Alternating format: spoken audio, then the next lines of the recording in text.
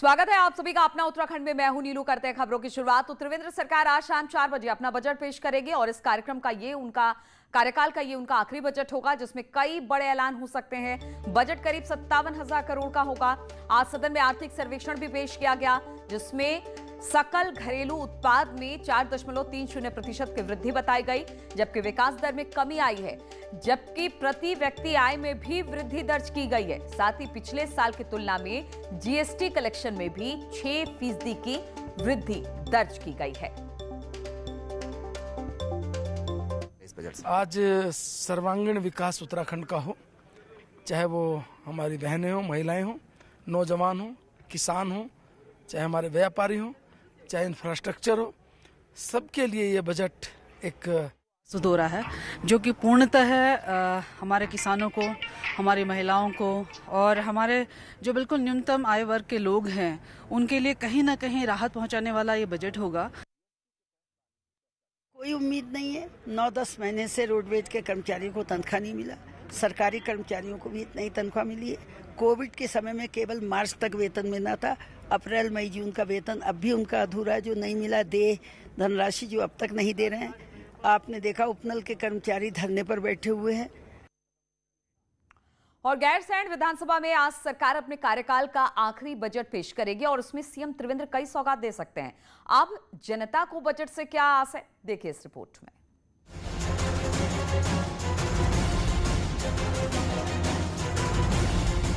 महंगाई से परेशान जनता इस बार के बजट से खासी उम्मीदें लगाकर बैठी है।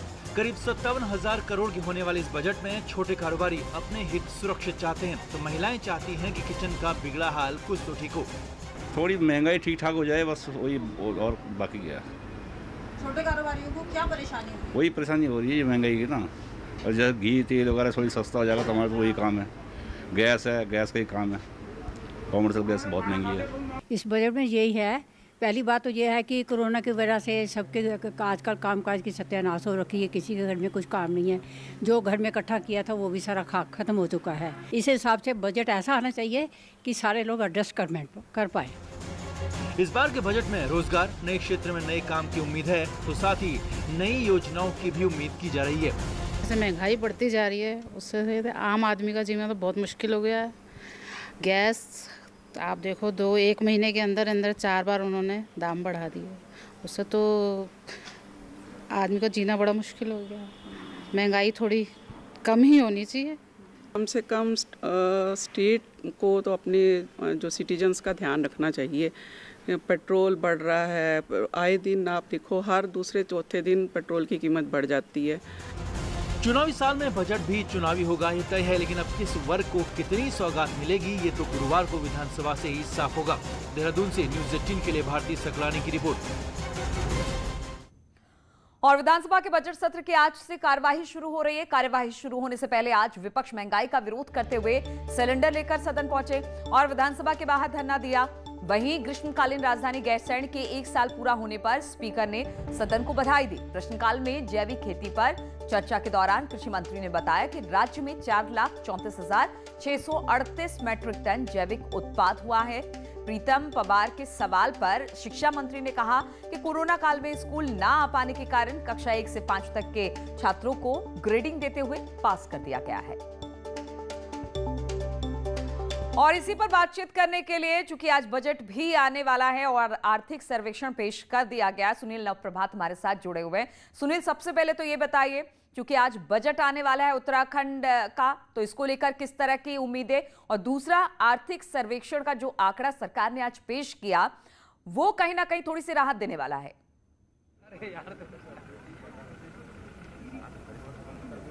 देखिए नीलू, बजट 4 बजे पेश होगा, लेकिन उससे पहले जो आर्थिक सर्वेक्षण रिपोर्ट 2021 की जो जारी की गई है उसमें बहुत सारे बिंदु हैं जो चिंताजनक भी हो सकते हैं। उसमें बताया गया है कि जो राष्ट्रीय स्तर पर जो आर्थिक विकास दर रही है 2021 में, वो -7.7% रही है और कोरोना काल के कारण इसका सीधा इम्पैक्ट आने वाले टाइम पे राज्य की जो आर्थिक गतिविधियाँ हैं उन पर भी पड़ सकता है। यानी कि 2021 का जब एनालिसिस सामने आएगा आर्थिक विकास दर का, तो राज्य की विकास दर भी माइनस में जा सकती है। इतना जरूर है कि जो प्रति व्यक्ति इनकम है, प्रति व्यक्ति कैपिटा है, उसमें वृद्धि हुई है 19-20 की अपेक्षा 20-21 में। तो ये बहुत सारे संकेत हैं। जो जीएसटी कलेक्शन है उसमें भारी कमी आई है, आबकारी से जो राजस्व मिलता है, राज्य का जो कुल राजस्व है उसमें 18 से 19% हिस्सेदारी होती है आबकारी से मिलने वाले राजस्व की। लेकिन इस सत्र में कोरोना काल के कारण वित्तीय वर्ष में जो आबकारी से जो राजस्व मिलता था उसमें भी भारी कमी आई है। इसके अलावा पेट्रोल, डीजल और शराब से जो अलग अलग मदों में जो पैसा आता था, जो राजस्व सरकार को मिलता था, उसमें 6% की गिरावट रिकॉर्ड की गई है। तो जो आर्थिक सर्वेक्षण है वो बहुत कुछ चीज़ें इंडिकेट भी करता है कि आने वाले समय में जो हालात हैं, जो आर्थिक विकास दर है वो माइनस में जा सकती है और इसका सीधा इम्पैक्ट आम आदमी की दिनचर्या पर, उसके खान पान पर देखने को मिलेगा। बिल्कुल, तो आर्थिक सर्वेक्षण है, क्योंकि लॉकडाउन था कोरोना की वजह से, इसलिए ज्यादातर पर्यटन पर निर्भर उत्तराखंड में दिक्कत आई। होटल इंडस्ट्री, पर्यटन पूरी तरह से ठप रहा और आर्थिक सर्वेक्षण अब कुछ यही कह रहा है। बहुत बहुत शुक्रिया आपका हमारे साथ जुड़ने के लिए सुनील, और आगे भी इस पर अपडेट लेते रहेंगे। न्यूज़ 18 की खबर का असर हुआ है। जी हां, देहरादून में स्पा सेंटर्स पर छापा पड़ा है और स्पा सेंटर के मालिक पर केस दर्ज किया गया है। स्पा सेंटर पर 9,000 का जुर्माना भी लगाया गया है। रैंडम चेकिंग में ये खामियां मिली है। ब्लैक स्टोन स्पा सेंटर में ये छापा पड़ा है। सीसीटीवी वहां से नदारद थी, रिकॉर्ड भी आधा अधूरा था, जिसकी वजह से अब इस पर कार्रवाई की गई है और इस पर फाइन लगाया गया है। तो देहरादून में स्पा सेंटर्स पर छापा पड़ा है। स्पा सेंटर के मालिक पर केस दर्ज किया गया है। बताया जा रहा है कि 9,000 के जुर्माने के साथ साथ जब छापा पड़ा तो चेकिंग के दौरान कुछ खामियां मिली है। वहां पर सीसीटीवी नहीं था, रजिस्टर मेंटेन नहीं था, जिसके लिए लगातार प्रशासन कहता रहा है कि जो भी स्पा सेंटर है वो पूरी तरह से सीसीटीवी युक्त हो, बाकायदा रजिस्टर मेंटेन किया जाए। लेकिन ये सब कुछ वहां पर नहीं मिला और अब मालिक के खिलाफ केस दर्ज कर लिया गया है।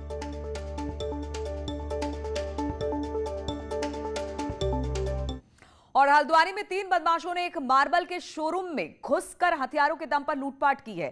और हालांकि बदमाशों के हाथ महज सिर्फ 2,000 रुपए लगे, लेकिन पूरी घटना सीसीटीवी में कैद हो गई। पुलिस ने पूरे मामले की जांच के लिए अब पुलिस टीमें बना दी है और इस पर छानबीन भी शुरू कर दिया है। दिन में क्या है तो आइडिया होगा।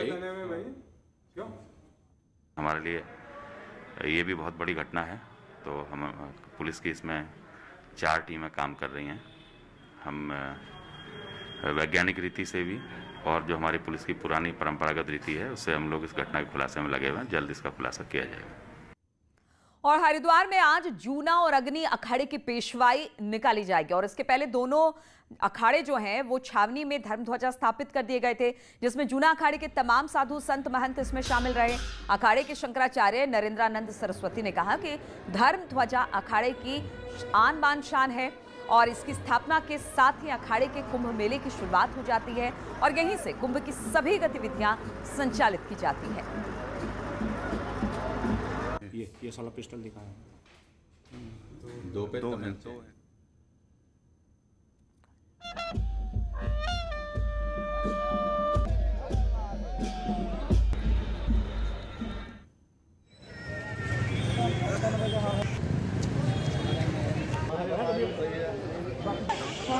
तो जूना और अग्नि अखाड़े की पेशवाई आज निकलने वाली है। अब इससे पहले धर्म ध्वजा की स्थापना कर दी गई थी, यानी औपचारिक तौर से अब साधु संत आधिकारिक तौर से यहाँ पर काम करना शुरू कर देंगे, जिस तरह से कुंभ में उनका आगमन होता है। और आज अग्नि और जूना अखाड़े की पेशवाई बड़ी शान शौकत के साथ ये अखाड़े अपनी पेशवाई निकालते हैं और इसके लिए पूरी तरह से तैयार आज हरिद्वार भी है।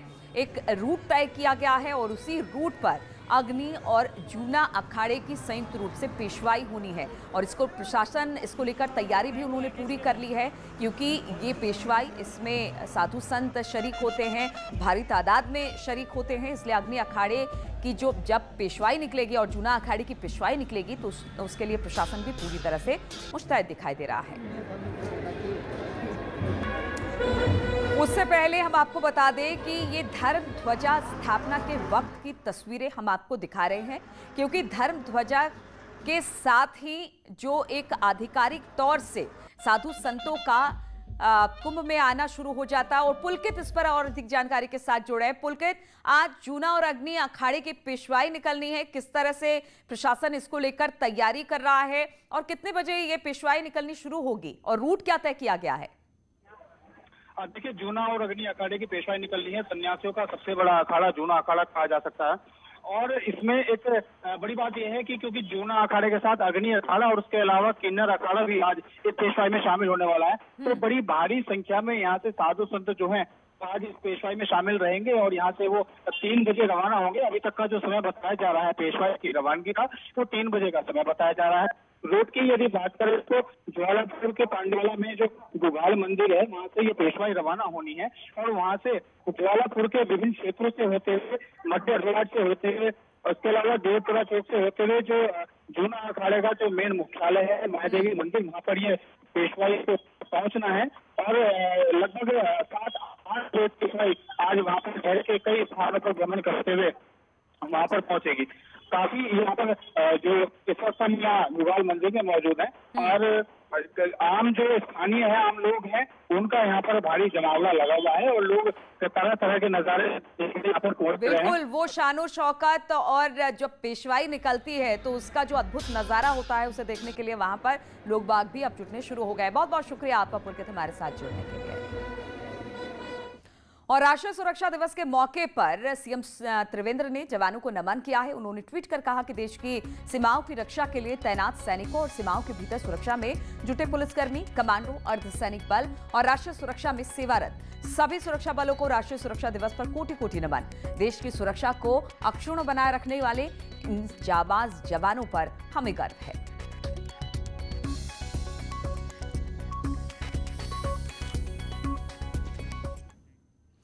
और गैरसैंण को ग्रीष्मकालीन राजधानी को 1 साल पूरा हो गया। ठीक 1 साल पहले आज ही के दिन सीएम त्रिवेंद्र रावत ने गैरसैंण को ग्रीष्मकालीन राजधानी घोषित किया था। हालांकि इसका शासनादेश 8 जून को हुआ था। गैरसैंण को लेकर पूर्व विधानसभा अध्यक्ष गोविंद सिंह कुंजवाल ने कहा था कि यहां पर विकास के कोई काम नहीं हुआ। वहीं पूर्व सीएम हरीश रावत ने कहा कि सरकार को यहां बैठकर काम करना चाहिए। विधानसभा अध्यक्ष प्रेमचंद अग्रवाल का कहना है कि सरकार गैरसैंण के विकास के लिए लगातार प्रयासरत है।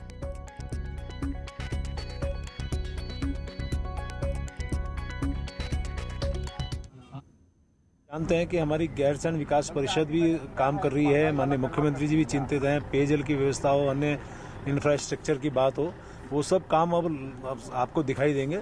और चूंकि जब ग्रीष्मकालीन राजधानी घोषित हो गई है तो ये सब काम तो होने ही है और मैं उम्मीद कर रहा हूँ जल्द होंगे। साल भर हो गया ग्रीष्मकालीन राजधानी घोषित किए हुए। इस साल भर में यहाँ न एक सेक्रेटरी बैठा, न कोई मंत्री बैठा, और जब तक 6 महीने पूरी सरकार यहाँ नहीं आएगी तब तक इस राजधानी का कोई औचित्य नहीं। स्थायी बोर्ड लगाने का तो की हिम्मत तो है नहीं, इसलिए नहीं है। लोग कहेंगे ग्रीष्मकालीन राजधानी लिख दिया, ग्रीष्मकालीन सरकार कहाँ है? लोग सरकार न खोजने लग जाएं, इसलिए त्रिवेंद्र सिंह जी ये होर्डिंग्स की आड़ में अपने चेहरे को छुपा रहे। और कोटद्वार का नाम अब कण्व नगरी यानी कोटद्वार हो गया है। कैबिनेट के नाम बदलने के फैसले को मंजूरी दे दी गई है। 2019 में सीएम त्रिवेंद्र रावत ने कोटद्वार का नाम बदलने की घोषणा की थी। सरकार के इस फैसले पर मंत्री हरक सिंह रावत ने खुशी जताई है। और आज मुझे खुशी है कि इसका विधिवत शासनादेश, विधिवत राजज्ञा इसकी जारी हो गई है कि अब कोटद्वार कर्ण नगरी कोटद्वार के रूप में इसकी पहचान बनेगी। और उत्तराखंड क्रांति दल सल्ट विधानसभा के उपचुनाव में अपना प्रत्याशी खड़ा करेगा, यह कहना है यूकेडी के केंद्रीय कोषाध्यक्ष मोहन काला का। श्रीनगर गढ़वाल में उन्होंने कहा कि 2022 के विधानसभा चुनाव में यूकेडी सभी 70 विधानसभा सीटों पर प्रत्याशी उतारेगी। आप पहाड़ियों याद करते हैं 2022 में हम 70 की 70 विधानसभा सीटों में लड़ेंगे। सल्ट विधानसभा चुनाव में जो जल्दी जो उपचुनाव है उसमें हमारी भागीदारी रहेगी। और करीब 1 साल बाद आज सुबह रामनगर स्टेशन से पहली पैसेंजर ट्रेन मुरादाबाद को रवाना हुई। हालांकि पहले दिन रेल से जाने वाले यात्रियों की संख्या कम रही। इसके अलावा मुरादाबाद के लिए एक ट्रेन काशीपुर से भी चलेगी।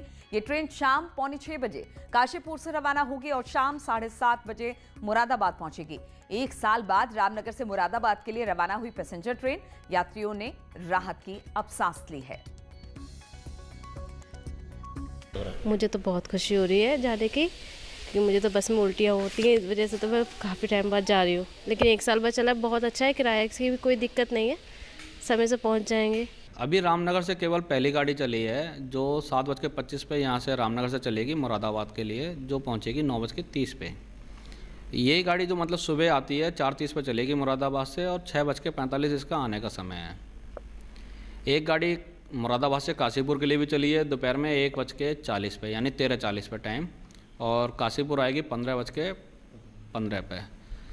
और टेहरी जेल और आसपास के इलाकों में साहसिक खेल गतिविधियों को बढ़ावा देने के लिए खेल अकादमी को आईटीबीपी को हैंडओवर कर दिया गया है और जल्द ही इसका संचालन भी शुरू होगा। उम्मीद है कि यहां पर आईटीबीपी के जवान युवाओं को साहसिक खेलों की ट्रेनिंग देंगे। इससे युवाओं को खेलों में भविष्य बनाने का मौका भी मिल सके। आईटीबीपी को हमने जो हमारा एकेडमी परिसर है इसको ऑलमोस्ट हमने इनको हैंडओवर कर दिया है। आज इनकी टीम यहाँ पर पहुँची हुई है और इसके बाद ये लोग अपने वाटर स्पोर्ट्स के अपने जो इनके यूनिट के जो अपने रंग रूट्स होते हैं इनको ट्रेनिंग के बाद स्थानीय युवाओं को भी, जो उत्तराखंड के जो स्थानीय युवा आएंगे विभिन्न शहरों से, विभिन्न डिस्ट्रिक्टों से हमारे, तो 200 लोगों को उन्होंने पर एनुअल यहाँ पे ट्रेनिंग देनी है 12-12 दिन की। और मनरेगा के तहत रोजगार देने के मामले में चंपावत प्रदेश के टॉप 3 जिलों में शामिल है और इसे लेकर अधिकारियों की बैठक हुई है और सीडीओ के विकास कार्यों को लेकर बताया कि सरकार द्वारा दिए गए टारगेट को समय रहते पूरा कर लिया गया है। इस दौरान मनरेगा के तहत कुल 13 लाख मानव सृजन दिवस काम करेगा। स्टेट गवर्नमेंट ने 150 दिवस का रोजगार मुहैया कराने हेतु निर्देश जारी किए हैं। उसी परिप्रेक्ष्य में हमारी बैठक हो रही है। वर्तमान तक हम लोगों ने जो पूर्व में हमको टारगेट था, पहले जो था वो 8.5 लाख लगभग मानव दिवस सृजन का था, तो उसके सापेक्ष हम बहुत आगे बढ़े हैं। 13,44,000 हमने मानव दिवस सृजन किए हैं। और ब्रेक के बाद बात जंगलों में लगी आग की करते हैं तो अल्मोड़ा के जंगलों में तेजी से आग लग रही है और अब आग को बुझाने के लिए जिला प्रशासन ने रणनीति बदल दी है। वन विभाग के कर्मचारियों को आपदा की टीमें भी आग इसमें अब बुझाएंगी और वन पंचायतों की मदद भी इसमें ली जाएगी।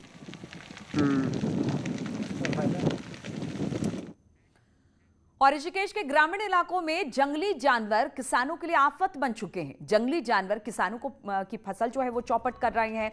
ऐसे में किसानों ने सरकार से ऊर्जा और बाड़ लगाने की मांग की है। ऋषिकेश के श्यामपुर, रानी पोखरी, डोईवाला समेत कई इलाकों में किसान बेहद परेशान हैं।